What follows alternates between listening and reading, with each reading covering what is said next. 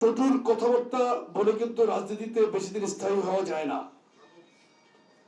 আমি আমার 40 বছরের রাজনীতিতে কিন্তু slow and steady, calm and quiet, এই জিনিসটা সবচেয়ে ইম্পর্টেন্ট।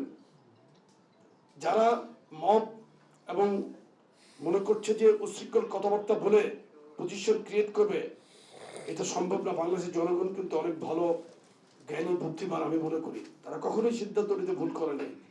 এবং আমি শুধু তাদেরকে রাজনৈতিক ভাষায় বলবো যে রাজনৈতিকভাবে আপনারা কথা সাংগঠনিক কাজকর্ম করবেন। আশা করি বেফাস মন্তব্য করা থেকে বিরত থাকবেন। বাংলাদেশ জাতীয়তাবাদী যুবদল বিএনপির সবচাইতে বৃহৎ শক্তিশালী একটি অঙ্গ সংগঠন। আমাদের সাংগঠনিক